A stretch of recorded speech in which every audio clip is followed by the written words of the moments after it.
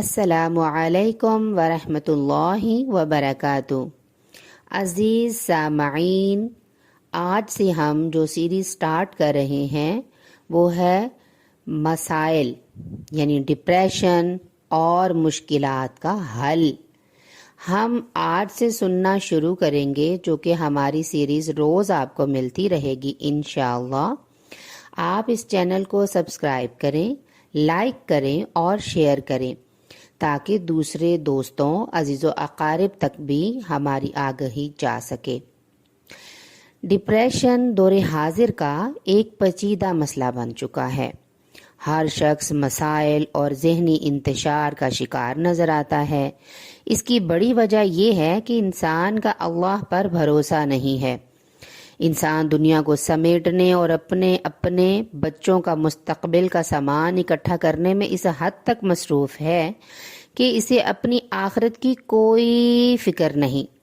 دنیا میں اس کے لیے پریشانیوں کا ایک گھر ہے۔ کہیں گھریلو الجھنیں ہیں تو کہیں معاشی پریشانیاں، کہیں سیاسی مشکلیں اور کہیں معاشرتی مسائل۔ ان سب مشکلوں کے مقابلے میں انسان بے بس و لاچار نظر آتا ہے۔ ایسے حالات میں قرآن پکارتا ہے، امن یجیب المضطر اذا دعاہ ویکشف السوء۔ اب ہمیں اس کے ترجمے سے واضح ہوگا، یہ جھوٹے معبود بہتر ہیں یا وہ اللہ جو مجبور و لاچار کی دعا قبول کرتا ہے جب وہ اسے پکارتا ہے اور وہ اس کی تکلیف کو دور کر دیتا ہے۔ یہ سورہ نمل کی آیت نمبر 62 ہے۔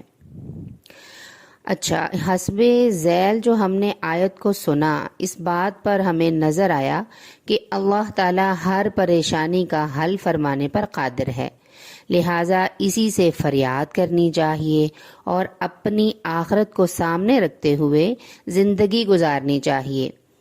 نیز ہمیں قرآن یعنی قرآنی آیات، نبوی دعاؤں کے ذریعے ان پریشانیوں سے نکلنے کی توفیق مانگنی چاہیے۔